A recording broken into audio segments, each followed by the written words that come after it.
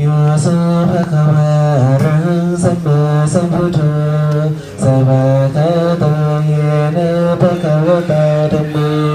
สุปฏิปันโนยะสะภะคะวะโตสาวกสังโฆธัมมังยังภะคะวันตังสะธัมมังสะสังฆังอิเมหิสการะหิยะทาระ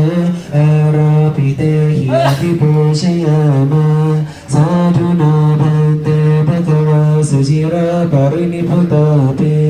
ปัจฉิมาชนะตานุกัมปมานะสาอิเมสการะทุกขตาปัญญาการะภูเตปฏิฆานาโตอะมะกังทีกรตังหิตายาสุขายาพระผู้มีพระภาคเจ้าพระองค์ใดเป็นพระอรหันตตรัสรู้ชอบเองแล้วพระธรรมนั้นใดที่พระผู้มีพระภาคเจ้าตรัสไว้ดีแล้วพระสงฆ์หมู่ใดที่ท่านปฏิบัติดีแล้วพระพุทธเจ้าขอบูชาโดยยิ่งซึ่งพระผู้มีพระภาคเจ้าพระองค์นั้นพร้อมด้วยพระธรรมและหมู่พระสงฆ์ด้วยเครื่องสักการะคือดอกไม้และธูปเทียนทั้งหลายเหล่านี้องค์พระพุทธเจ้าทั้งหลายที่ยกขึ้นแล้วตามสมควรพระผู้มีพระภาคเจ้าแม้ปรินิพพานมาแล้วยังทรงอยู่ด้วยพระคุณทั้งหลายทรงพระเครื่องสักการะบรรณาการองค์คนยอดทั้งหลายเหล่านี้ของข้าพระพุทธเจ้าทั้งหลายด้วยพระฤทัยอนุภาพแก่ประชาชนที่เกิดในภายหลังเพื่อประโยชน์เพื่อความสุขแก่ข้าพระพุทธเจ้าทั้งหลายสิ้นกาลนานเทอญอะระหังสัมมาสัมพุทโธภะคะวะ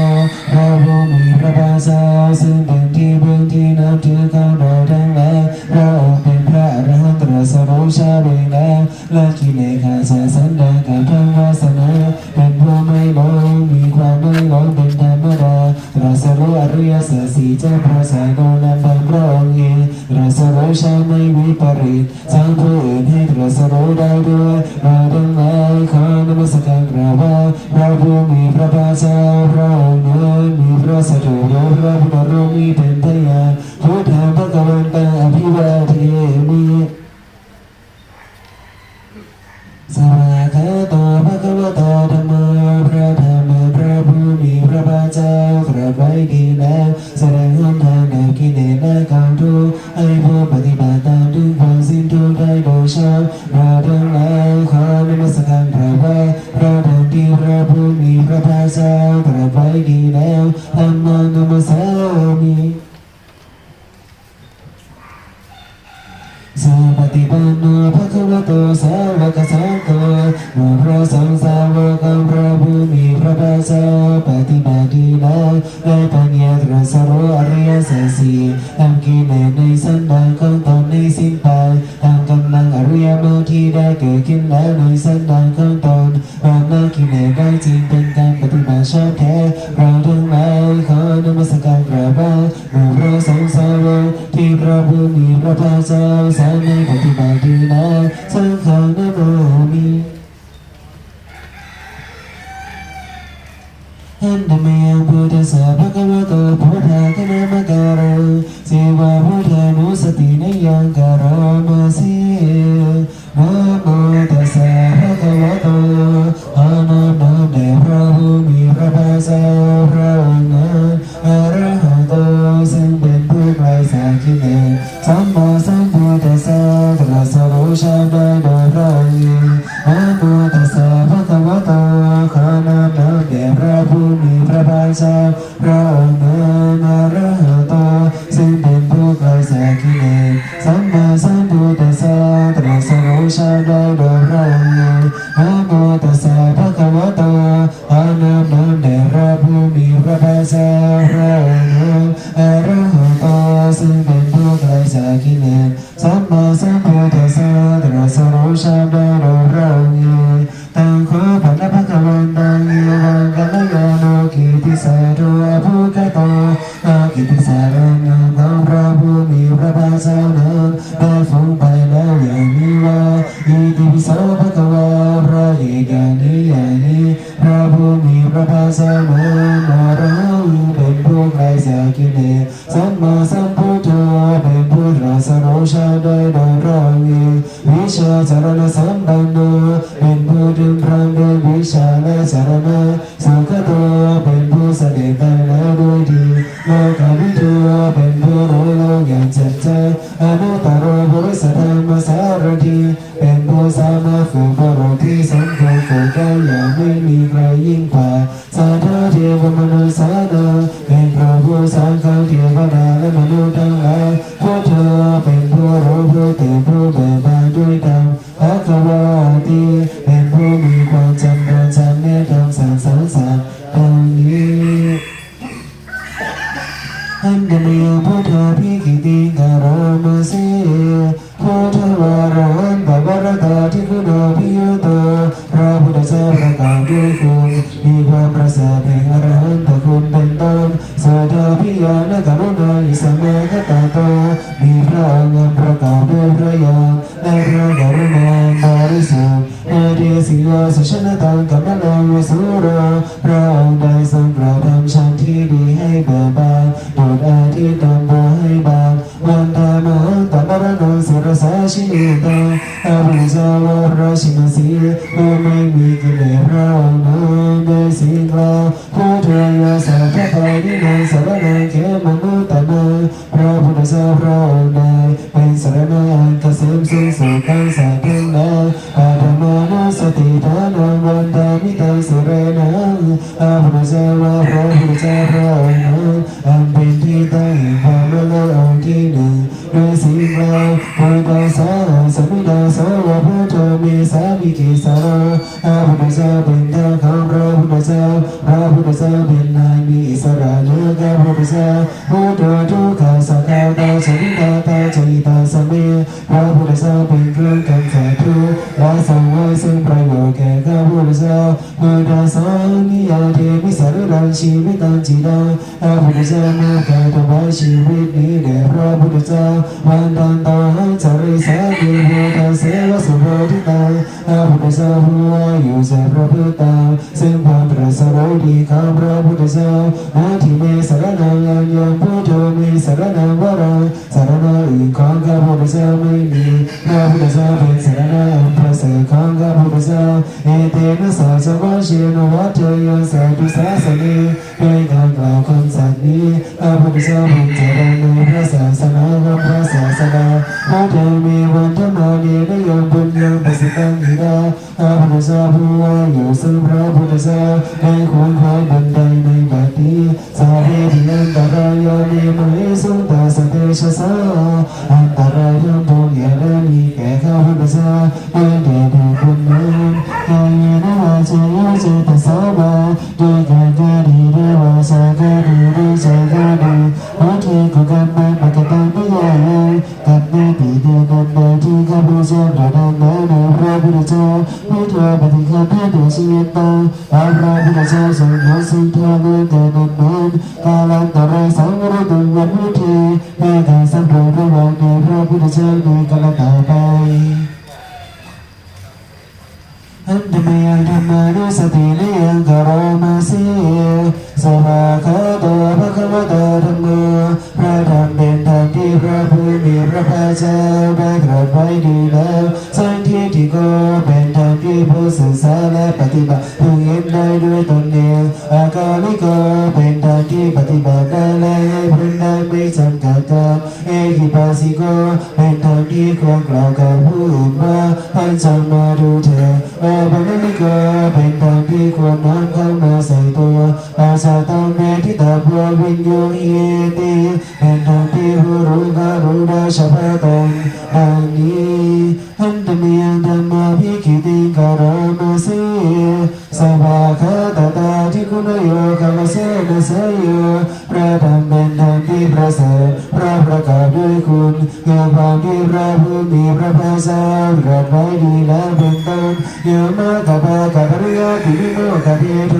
เป็นธรรมันสามเนเป็นมาพ้นปริยาลานิพพานธรรมโมกุณากัปตนาธรดาริดารีเป็นธรรมทรงไว้ซึ่งผู้ทรงธรรมจากการต่อไป สู่โลกที่ชั่ววันดามหังตมหารังวรธรรมเมตตังอาพุทธเจ้าว่าพระธรรมประเสริฐนั้นอันเป็นเครื่องขจัดเสียซึ่งความมืดธรรมโมโยสาภปานินังสารนังเขมมุตตมังพระธรรมใดเป็นสารณะอันเกษมสูงสุดของสัตว์ทั้งหลายทุติยานุสติฐานังวันดามิตังสิรนังอาพุทธเจ้าว่าพระธรรมนั้นอันเป็นที่ตั้งแห่งความระลึกองค์ที่สองโดยสิ่งกล่าวธรรมะสาโหสมิดาโสวธรรมโมเมสามิกิสโรอาพุทธเจ้าเป็นทางของพระธรรมพระธรรมเป็นนายมีสระเนื้อกับพุทธเจ้าธรรมะรู้กาสกาตาสมิดาตาจิตาสมิพระธรรมเป็นเครื่องกำจัดทุกข์และสวายซึ่งประโยชน์แก่พระพุทธเจ้าธรรมะสานิยาเทมิสารนังชีวิตังจิตังพระพุทธเจ้าก็ขาดว่าชีวิตนี้แด่พระธรรมวันนั้นตาหังจริสามีธรรมะเสวสุธรรมตังพระพุทธเจ้าผู้ว่าอยู่จากพระพุทธาซึ่งความเป็นธรรมดีของพระธรรมอาทิเมสารนังอัญญาณังโมเมสารนังวะรังสารนังอื่นของพระพุทธเจ้าไม่มีพระธรรมเป็นสารณะอันประเสริฐของพระพุทธเจ้าเอเตนะสัจวะเชนุวัฏยังสาธุสาสเนโดยการกล่าวคำสัตย์นี้พระพุทธเจ้าเป็นเจริญในพระศาสนาของพระศาสดาธรรมเมวันธรรมเนนยังปุญญังปัสสตังอิดาพระพุทธเจ้าผู้ว่าอยู่ซึ่งพระธรรมได้พ้นพระบุญใดในบัดนี้สัพเพปิอันตรายาเมมะเยสุตัสสะเตชะสาอันตรายทั้งปวงอย่าได้มีแก่ข้าพระพุทธเจ้าได้เดชแห่งบุญนั้นกายเนมาเสวะจิตสามาด้วยกายก็ดีด้วยวาจาก็ดีด้วยใจก็ดีทำเป็นกุกรรมปกติไม่ยากยังกับหน้าที่เตือนใดที่ข้าพระเจ้ากระทำแล้วในพระธรรมทำมาปฏิฆาให้ตัวเชียนตาพระธรรมจงหัวสิ่งทั่วโลกแต่เป็นนั้นกายอันตรายสาวรตัวพระธรรมมีเพื่อการสัมผัสระหว่างในพระธรรมมีกันต่อไปหันเมียสังขานุสตินิยังกโรมาสีสุปฏิปันโนภะคะวะโตสาวกสังโฆพระสงฆ์สาวกของพระผู้มีพระภาคเจ้าหมู่ใดปฏิบัติดีแล้วโมชุปฏิปันโนภะคะวะโตสาวกสังโฆพระสงฆ์สาวกของพระผู้มีพระภาคเจ้าหมู่ใดปฏิบัติตรงแล้วยาโยปฏิปันโนภะคะวะโตสาวกสังโฆพระสงฆ์สาวกของพระผู้มีพระภาคเจ้าหมู่ใดปฏิบัติเพื่อรู้ธรรมเป็นเครื่องออกจากทุกข์แล้วสามีสิปฏิบัติโนภะคะวะโตสาวกสังโฆพระสงฆ์สาวกของพระผู้มีพระภาคเจ้าหมู่ใดปฏิบัติสมควรแล้วโยที่ทางได้แก่บุคคลเหล่านี้คือสัตตาริปุริสยุคานิอาตบุริสโภคลาผู้เห็นบุรุษสิ่งคู่น้อมรีตัวบุรุษได้แบบบุรุษเอสาภะคะวะโตสาวกสังโฆนั่นแหละสงฆ์สาวกของพระผู้มีพระภาคเจ้าอาวุนายโยเป็นสมควรแก่สักการะที่เขานำมาบูชาอาวุนายโยเป็นสมควรแก่สักการะที่เขาจัดไว้ต้อนรับเท้าขีนายโยเป็นผู้บรรัตสีโนดาอัญชลีกรณีโยเป็นผู้ที่บุคคลทั่วไปควรทำอัญชลีอนุตตรปุญญาเขตังโลกัสสติเป็นเนื้อนาบุญของเราไม่มีนาบุญอื่นยิ่งกว่าดังนี้หันดามิสังฆาภิกิติกาโรมาสีสัทธามิโชสุปฏินาทิคุณาภิยโตพระสงฆ์ที่เกิดโดยพระสัตธรรมประกอบด้วยคนมีความปฏิบัติดีเป็นต้นโยธาภิโตอริยบุคคลสังฆเสโทเป็นหมู่แห่งพระอริยบุคคลนั้นประเสริฐแต่จำพวกสีนาทิฏฐานบวรสังฆายจิตโตมีการละจิตนาสายธรรมมีศีลเป็นต้นอันบวรวันนามหาปัปริยานักนังสุสดังอาภิเษกวันหมู่แห่งพระอริยเจ้าเหล่านั้นอันบริสุทธิ์ด้วยดีสังฆายสาภปาหินังสารนังเขมมุตตนังพระสงฆ์หมู่ใดเป็นสารณะอันเกษมสิ้นสุดของสัตว์ทั้งหลายปฏิญานุสติฐานังวันดามิตังสิรานัง อาวุธจังและพระสงฆ์หมู่นั้นอาจเป็นที่ตั้งหลักความระลึกองค์ที่สามมือสิ่งใดสังฆาสาสมิดาสาวสังฆามีสามิกิสารอาวุธเจ้าเป็นตาของพระสงฆ์พระสงฆ์เป็นนามีสระหนึ่งอาวุธเจ้าสังฆทุกขาสังฆตาสมิดาตาจิตาสัพเพพระสงฆ์เป็นเครื่องกำจัดทุกข์พระสงฆ์ไว้ซึ่งประโยชน์แก่ข้าพเจ้าสังฆาสามิยาเทวิสารุรังชีวิตังจิตังอาวุธเจ้าเมื่อเขาถวายชีวิตนี้แด่พระสงฆ์ยังเดินต่อให้เจริญสามีสังฆาสาปฏิบัติหน้าตังอาวุธเจ้าผู้ว่าอยู่จากพระพุทธาซึ่งการปฏิบัติดีของพระสงฆ์นาที่มีสารนังอันยังสังฆมีสารนังก็ลงสารนังอื่นของข้าพุทธเจ้าไม่มีพระสงฆ์เป็นสารนังพระสงฆ์ของข้าพุทธเจ้าเอเตนะสาจังวะเชนวัตเทยังสาธุสาสนีเป็นการเหล่าคำสัตย์นี้ข้าพุทธเจ้ามีสารในพระศาสนาของพระศาสนาสังฆมีวันทั้งหลายในและยังบุญยังประสุตังกิดาข้าพุทธเจ้ามีว่าอยู่ซึ่งพระสงฆ์ไม่ควรคอยดุลใดในบัดนี้สามีเพียงแต่รายามีในสุตตาสเวชสาอันตรายทั้งปวงอย่าได้มีแก่ข้าพุทธเจ้าไม่ได้มีบุญนั้นการนี้นิวาสายจิปัสสาวาด้วยกายก็ดีด้วยวาจาก็ดีด้วยใจก็ดีสังเกตกุกรรมปกติไม่ยากการนี้ถือเป็นอันใดที่ข้าพุทธเจ้าได้ดำเนินในพระสงฆ์สังโฆปฏิคันให้ตัวเจียนไปหากพระสงฆ์จังหวะสิ่งทั่วโลกเดินนั้นกาลันตระสังวรตัวสังขีเพื่อการสมบูรณ์ระหว่างในพระสงฆ์ในกาลต่อไป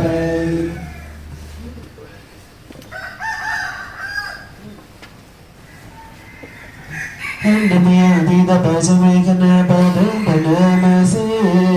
อาชิมยาปัจเจเวคิตวายังจีวรังปริปุตังจีวันใดอันเรานุ่งห่มแล้วไม่โดนพิจารณาในวันนี้ปัญญาวะเทวสีตาสาปฏิฆาตายาจีวันนั้นเรานุ่งห่มแล้วเพื่อบันบาปความร้อนวันนั้นสาปฏิฆาตายาเพื่อบันบาปความร้อนดังสมากัสสมาตาปตาสิริสัมปสัมปะสานังปฏิฆาตายาเพื่อบำบัดสัมผัสอันแก่ใจโลกลุ่มลมแดดและสัตว์เล็กและทั้งหลายอย่าว่า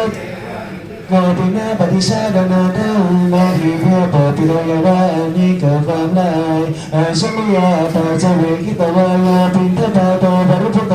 ปินทบาดายันเราฉันนาไม่ได้พิจารณาในวันนี้สานีมัทวายาปินทบานั้นเราฉันนาไม่ให้เป็นไปเพื่อความรักในสมัยสมัยนามัทยาไม่เป็นไปเพื่อความมามันแก่กำลังพลังทางกายนามันบนายาไม่เป็นไปเพื่อประดับนามิภูสนายาไม่เป็นไปเพื่อตกแต่งอย่าว่าเทวะอิมาสกายาสติยาแต่ให้เป็นไปเพียงเพื่อความตั้งอยู่ได้หนึ่งกายนี้ยาปนายาเพื่อความเป็นไปได้ของอัตตาวิสุภติยาเพื่อความสิ้นไปแห่งความลำบากทางกายพระมุจริยามุขายาเพื่ออนุเคราะห์แก่การประพฤติพรหมจรรย์อิมิพระนันจะเป็นพระนันปฏิหังข้ามีไม่การทำอย่างนี้เราย่อมนำเสียได้ซึ่งทุกขเวทนาต่อคือความมี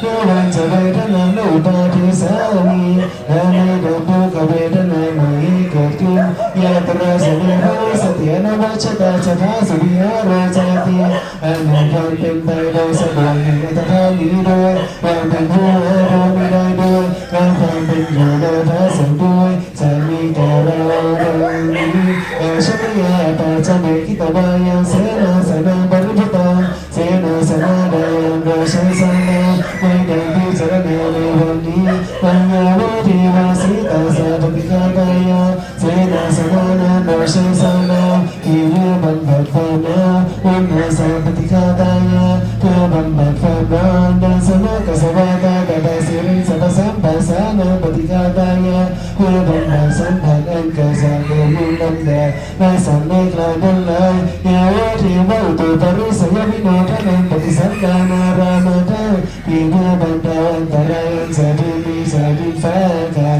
และผู้เป็นผู้ยินดีอยู่ได้ในที่ดีและสังฆภาวะ นะ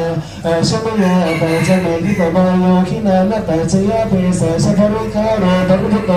หินานะเปสะปริคาโนอันดาบริโภนาไม่ได้พิจารณาในวันนี้สัญญาวัตถิรูปันนานังวิยาปฏิกานังเวทนานังปฏิฆาตายาหินานะเปสะปริคานังบริโภนามีเพื่อบันดาลทุกขเวทนาอันบังเกิดขึ้นแล้วมีอาภาษต่างๆเป็นมูลอภิยาปะชะปรมตายาติเมื่อความเป็นผู้ไม่มีรอบเบียดเบียนเป็นอย่างนี้ดังนี้ท่านธรรมยาพินาปะสมัยธนาปะดังปะนามาสีชาดาธรรมมีเรามีความแก่เป็นธรรมดาชาดานาติตาสารังเป็นความแก่ไปไม่ได้พยาธิธรรมมีเรามีความเสียใครเป็นธรรมดาพยาธิอนาติตาสารังเป็นความเสียใครไปไม่ได้มรณะธรรมมีเรามีความตายเป็นธรรมดามรณะอนาติตาสารังเป็นความตายไปไม่ได้สาเพหิเมปิเยหิมนาเปหินานาภาวะวินาภาวะเราจะเป็นไปต่างๆคือสัตว์นั้นราชาของเราของเจริญใจได้สิ้นการมสกามีเรามีกันเป็นของตนการมทายาทเราเป็นทายาผู้เราตนหนึ่งกันการมโยนีเราเป็นผู้เกิดมาแต่กรรมการมพันธุเราเป็นเผ่าพันธุ์หนึ่งกันการมปฏิสารณเรามีกันเป็นที่พึ่งอาศัยยังกรรมังกริสามีเราเป็นกรรมันโดยให้กันละยานังวาตาปะกังวาเป็นบุญหรือเป็นบาปแต่สัทายาโทเราวิสามีเราสาได้เราทนกันกันเงินตายอิทิยาวาหญิงก็ดีปุริเสนวาชายก็ดีหาเทนวากริหก็ดีปาปชิเตนวาบัมปชิก็ดีเอวังอภิเยพินังปัจเจเมขิตะพังเราทั้งหลายเพื่อพิจารณาเนืองทุกวันคืนดังนี้แลสัพเพสังขารานิจจาสังขารเกิดร่างกายจิตใจแต่เรื่องนั้นเราทั้งหมดทั้งสิ้นมันไม่เที่ยงเกิดขึ้นแล้วดับไปมีแล้วให้ไปสัพเพสังขาราทุกขาสังขารเกิดร่างกายจิตใจแต่เรื่องนั้นเราทั้งหมดทั้งสิ้นมันเป็นผู้ทำยากเราเกิดขึ้นแล้วแก่สุดตายไปสัพเพธัมมานุตาติสิ่งทั้งหลายทั้งปวงทั้งที่เป็นสังขารและไม่ใช่สังขารทั้งหมดทั้งสิ้นไม่ใช่ตัวไม่ใช่ตนไม่ควรที่ว่าเราว่าของเราว่าตัวว่าตนของเราทุกอย่างชีวิตต่างชีวิตเป็นของไม่ยั่งยืนทุกอย่างมรณะความตายเป็นของยั่งยืนอาภาษไม่ยามริตทังเราเสียเป็นตายเป็นแท้มรณะปริยาสานังมีชีวิตต่างชีวิตของเรามีความตายเป็นที่สุดเราชีวิตต่างมีนิยตังชีวิตของเราเป็นของไม่เที่ยงมรณะมีนิยตังความตายของเราเป็นของเที่ยงว่าตาควรที่จะสังเวชอายังกายร่างกายนี้อาศีเราไม่ได้ตั้งอยู่นะอาเปตวิญญาณกันปราศจากวิญญาณสุทธาอันเขาที่เสียแล้วที่เสียสามีสานาทาอัตวินสังแผ่นดินอาลิงคารังอิบาเราดูดาวทั้งแม่และทั้งเฟยมีกระทั่งอะไรอย่างนี้ได้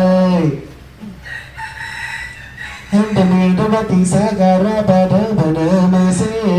อาริมสมิกายในร่างกายของเรานี้มีเกสาผมดังนานามาคนดังนายนาคานาทั้งนาทั้งตาฝันดังนายตาจอนามันสร้างเนียนาเฮโรดังนายอาทิตย์เราดูดังนาอาทิตย์วิชัยมีเราดูว่าการตายพยาหัวใจการนั่งตายกิเลสการบังเถิดที่อาการมาปะปะสังปะอันตังสยายอันตะคุณังสยน้อยอุทาริยาอันไม่การิสังอันกาปิตานันดีสยน้อยนัสเลพุทโธนันนังโลหิตังนันเลเสโดนันเงือเมโดนันมันคอนยาโซนันตาบาสานันเดือเทนานันไหลสิกาลิกานันเมือลาสิกานันไขคอเมื่อตังนันมือเมื่อแผ่เกมาแผ่ลงคางเยี่ยมันสมองในกะโหลศีรษะยุติโดยนี้แลอันเดมีคิวมาสารนาทีปีกะกะได้ยาปะเนมาสิภาวุเวสารนังยันติบาปะตาลิบานาดิจาอารามโรคเจตยานิมนุสาวิตาชิตามนุเป็นวันนาเมื่อเกิดปีภัยคุกคามแล้วก็ถือเอาภูเขาบางป่าไม้บางอารามโรคเจ ดีบ้างเป็นสารณะเมตังขอสารนังขีมังเมตังสารณะมุตตะมังเมตังสารณะมาคัมมาสัพพะทุกขะปะโมจตินั่นไม่ใช่สารณะอันเกษมนานั่นไม่ใช่สารณะอันสูงสุดเอาอาศัยสารณะนั้นแล้วยังไม่พ้นจากทุกข์ทั้งปวงแล้วยังสาวพุทธังจากธรรมังจากสังฆังจากสารนังคตาจากตาริอริยสัจจานิสัมมาปัญญายะปัสสติสิ่งผู้ใดถือเอาพระพุทธพระธรรมพระสงฆ์เป็นสารณะแล้วเห็นอริยสัจที่ความจริงอันประเสริฐสีได้ปัญญาอันชอบทุกข์ทุกขสมุทัยดังทุกขสัจจะติกามังอริยสัจดังที่กามะกังทุกขปัสสมะคามิเนเห็นความทุกข์เห็นได้เกิดทุกข์บางการลงทุกข์เสียได้และหนทางนิยมแปดอันประเสริฐเรื่องทุกข์ความรังทุกข์เอตังขอสารนังขีมังเอตังสารนังมุตตะมังเอตังสารนังโมคัมมาสัพพะทุกขะปะโมจตินั่นแหละเป็นสารณะอันเกษมนั่นแหละเป็นสารณะอันสูงสุดเอาอาศัยสารณะนั้นแล้วยังพ้นจากทุกข์ทั้งปวงได้ อันธรรมยังอุทิศนาทิฏฐานคถาโยพนามาสิอิมินาปุญญาคัมเมนาด้วยบุญนี้อุทิศให้อุปัชฌายาคุณนุตตระอุปัชฌาย์ผู้เลิศคุณอาจารย์ที่โยปการะทาและอาจารย์ผู้เกื้อหนุนมาตาปิตาจายาตากาทั้งพ่อแม่และพวงญาติสุริโยจันทิมาราชาสูงจันทร์และราชาคุณวันตานาดาปิจาผู้ทรงคุณเลือสูงชาพมมาราชาอินทาจาพรหมมาและอินทราชโลกปาราชาเทวตาทั้งถวยเทพและโลกบาลยังโมมิตามนุสาจายมมาราชมนุษย์นิพมัจจตาเวริคาปิจาผู้เป็นกลางผู้จอมพานสัพเพสัตตาสุขีหุนโต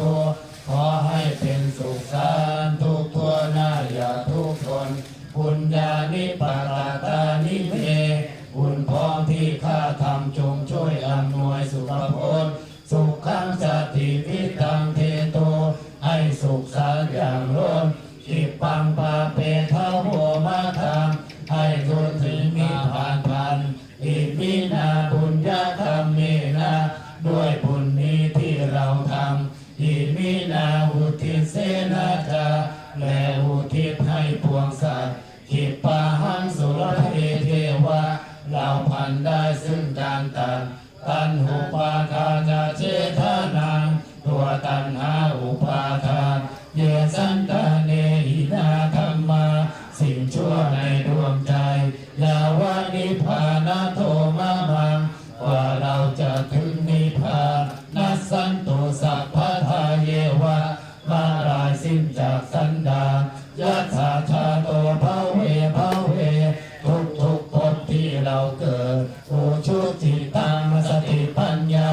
มีจิตตรงและสติทั้งปัญญาอันประเสริฐสังเกตโควิริยะหีนาพร้อมทั้งความเพียรเลิศเป็นเครื่องขูดกิเลสหายมาราระพันตุโลกาสังโอกาสอย่าพึงมีแก่หมู่มารสิ้นทั้งหลายกาตุนจาวิริเยสุเวเป็นช่องปทุสรายทำลายล้างความเพียรจมพุทธาทิปาวะโรนาโทพระพุทธผู้วรนาถธัมโมนาโทวรุตตโมพระธรรมที่พึงอุดมปาโทปัจเจกพุทโธจาพระปัจเจกพุทธโสสังโฆนาโทตโรมะมังพบพระสงฆ์ที่พึงทำทองเอโสตมานุภาเวนะด้วยอานุภาพนั้นมาโรกาสังลับพันตุมาขอหมู่มารอย่าได้ช่องทัสสะปุญญานุภาเวนะด้วยเดชบุญทั้ง10 ปองมาโรกาสังลับพันตุมาอย่าเปิดโอกาสแก่มาเถิดอาหังสุขิโตโหมิขอให้ข้าพุทธเจ้าจงมีความสุขนิพทุกโขโหมิปราศจากทุกข์อาเวโรโหมิปราศจากเวรอภยาปัจโชโหมิปราศจาก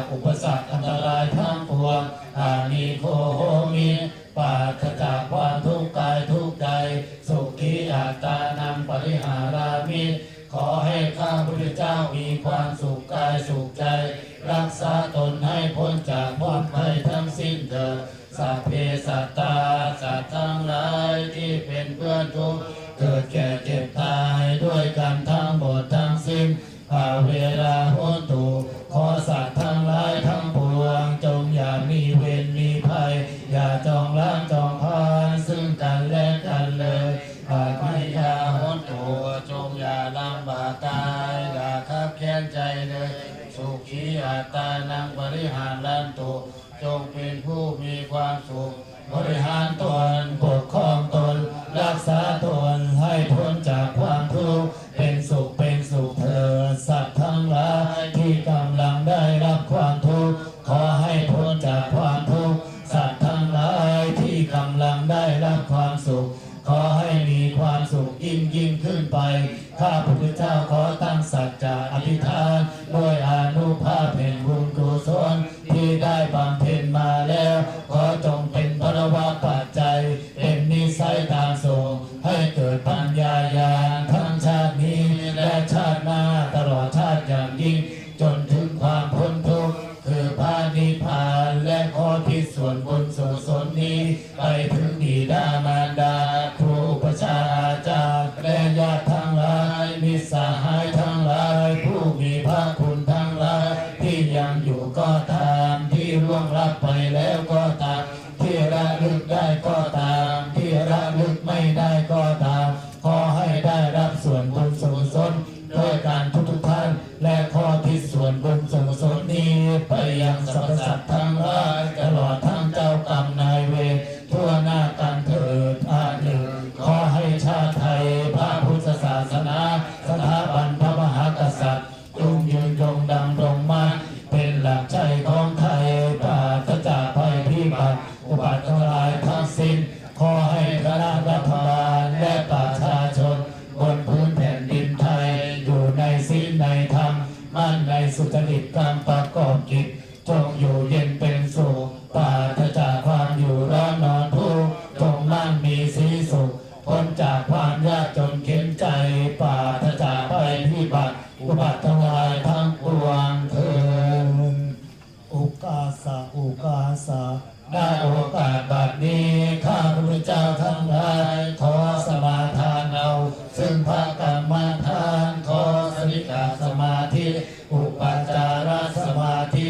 อัปปนาสมาธิและภาวิปัสสนาญาณขอจงมาบังเกิดขึ้นในขันธสันดานของข้าพระพุทธเจ้าทั้งหลายข้าพระพุทธเจ้าทั้งหลายจะตั้งสติกำหนดไว้ที่ลมหายใจเข้าออกหรืออาการพองอาการยุบของท้องตลอดถึงกำหนดเดินจงกรมสติตั้งมั่นอยู่ในอริยบทใหญ่ทั้งสี่และอริยบทย่อยทั้งหลายหรือสติตั้งมั่นอยู่ในรูปนามในปัจจุบันหรือทำสติกำหนดไว้ที่หูในขณะฟังธรรม3 หนและ7 หน100 หนและ1,000 หนด้วยความไม่ประมาทตั้งแต่บัดนี้เป็นต้นไปเถิด แสดงความเห็นผิด27 ข้อดังนี้คือ 1. เห็นว่าบาปไม่มี 2. เห็นว่าบุญไม่มี 3. เห็นว่านรกไม่มี 4. เห็นว่าสวรรค์ไม่มี 5. เห็นว่าชาติก่อนไม่มี 6. เห็นว่าชาติหน้าไม่มี 7. เห็นว่าทำดีไม่ได้ดี 8. เห็นว่าทำชั่วไม่ได้ชั่ว 9. เห็นว่าบิดามารดาไม่มีคุณตาบุตร 10. เห็นว่าพระรัตนตรัยไม่มีประโยชน์ 11. เห็นว่าพระนิพพานนั้นเป็นที่ดับทุกข์ไม่มี 12. เห็นว่าพระเจ้าสร้างโลกความจริงและตัณหาต่างหากสร้างโลก13เห็นว่าแต่ละสูง14เห็นว่าเทวดาพรหมไม่มี15เห็นว่ามรรคปัสสีกับข้าประสบไปเองโดยไม่ต้องเจริญวิปัสสนา16เห็นว่าชาตินี้เกิดเป็นอย่างไรชาติหน้าก็ต้องเกิดเป็นอย่างนั้น17เห็นว่าไสยศาสตร์โดยประเสริฐกว่าคำสั่งสอนของพระพุทธเจ้า18เห็นว่าโลกที่ยังยืนคงทนได้วันมั่นคงไม่เปลี่ยนแปลง19เห็นว่ารูปนามขันธ์5ที่ยังยืนคงทนได้วันมั่นคงไม่เปลี่ยนแปลง20เห็นว่าผู้ได้โลกีชาประเสริฐสุด21เห็นว่าข้าศึกได้บุญ22เห็นว่าลักขณะไม่บาป23เห็นว่าชาวของเขาได้เป็นคนฉลาดและไม่บาป24เห็นว่าทำการมีสุวิชาชาได้เป็นบุคคลที่น่ายกย่องสรรเสริญและไม่บาป25เห็นว่าผู้เปิดผู้สัตย์เสียผู้คำหยาผู้ท้อใจไม่บาป26เห็นว่าเสพของมึนเมาหรือเสพของเสพติดไม่บาป27เห็นว่าตามใจตัวเองไม่บาปพระ พุทธศาสนาจะเจริญได้ด้วยเหตุห้าประการดังนี้คือหนึ่งสักกะจันสุนันติฟังคำสั่งสอนของพระพุทธเจ้าโดยเคารพสองสักกะจันปาปานันติเล่าเรียนศึกษาคำสั่งสอนของพระพุทธเจ้าโดยเคารพสามสักกะจันทาริติทรงจำคำสั่งสอนของพระพุทธเจ้าโดยเคารพสี่สักกะจันโยนิโสมนสิกโรติพิจารณาคำสั่งสอนของพระพุทธเจ้าโดยแยบคายโดยเคารพห้าสักกะจันปฏิบัติชันติปฏิบัติตามคำสั่งสอนของพระพุทธเจ้าโดยเคารพพระพุทธศาสนาจะเสริมได้ด้วยเหตุห้าประการดังนี้คือหนึ่งนักสักกะจันสุนันติไม่ฟังคำสั่งสอนของพระพุทธเจ้าโดยเคารพสองนักสักกะจันปาปุนันติไม่ละเว้นศึกษาคำสั่งสอนของพระพุทธเจ้าโดยเคารพสามนักสักกะจันทาริติไม่ทรงจำคำสั่งสอนของพระพุทธเจ้าโดยเคารพสี่นักสักกะจันโยนิโสมนสิกโรติไม่พิจารณาคำสั่งสอนของพระพุทธเจ้าโดยแยบคายโดยเคารพห้านักสักกะจันปฏิบัติชันติไม่ปฏิบัติตามคำสั่งสอนของพระพุทธเจ้าโดยเคารพและเสนอของบัณฑิตหนึ่งชอบทำความดีชอบชมทำความถูกต้องสองมีความเห็นชอบสามทำหน้าที่ขั้นตอนอย่างสมบูรณ์สี่เมื่อมีคนติเตียนบัณฑิตถือว่าชี้คำสั่งให้ห้าบัณฑิตย่อมมีกระบวนทางวินัยอันดีเป็นที่ตั้งหกบัณฑิตย่อมถึงพร้อมด้วยศีลสมาธิปัญญากตัญญูกตเวทีและเสนอของพานหนึ่งชอบทำความชั่วชอบชมทำความผิดสองมีความเห็นผิดเป็นชอบสามชอบทำในสิ่งที่ไม่ใช่หน้าที่ขั้นตอนสี่ห้าพานไม่พูดดีด้วยการตรองห้าพานไม่มีกระบวนทางวินัยและพานย่อมไร้ศีลธรรมไม่รู้จักบุญคุณใครกิจวัตรพระสิญญากิจวัตรพระสิญญาเป็นแนวทางพิสูจน์สองปาฏิโมกข์ต้องลงปลาบาเทศนาบิดาบาในชีพบอกอริมาศึกษาบาลีอันวัดวาระสะพายอยากขับร้องอยู่บริวารสกัดและชอบคำตามกลางลงเพิ่มหนุนแน่มาตั้งแต่เล่นพระและมือปฏิบัติพระอาจารย์รับใช้ทางเดินนับถือแต่สมัยขณะสิ่งรู้คือใช้ต้องพิจารณางานบวชที่ไม่ขาดทุนและได้กำไร13ประการว่างานบวชเป็นพระมาถึงแล้วสิพังแพ้เบิกบานการกุศลอธิษฐานจิตทำจริงสิ่งมงคลขอให้พ้นจากกรรมที่ทำมาหนึ่งต้องสวดมนต์ไหว้พระมีให้พระสองต้องไม่ขาดการเรียนที่ศึกษาสามต้องปฏิบัติกิจวัตรเป็นไมตราสี่ต้องแผ่เมตตาชีวิตนิรันดร์ห้าต้องละโลภปล่อยน้องปล่อยให้ต่อตั้งโยจิตใจไม่หุนทันเจตตั้งในตรึกกรรมฐานทุกวันแปดต้องรองได้ให้นิวรณ์ให้ผ่อนคลายก้าวต้องขุดด้วยสายจิตใจใส่ผ่องบุญสิบต้องเรียบร้อยเดินมาข่าวสี่ข้า31ต้องเพียรวิริยะสละกรรม12ต้องเดินตามรอยแบบพระศาสดา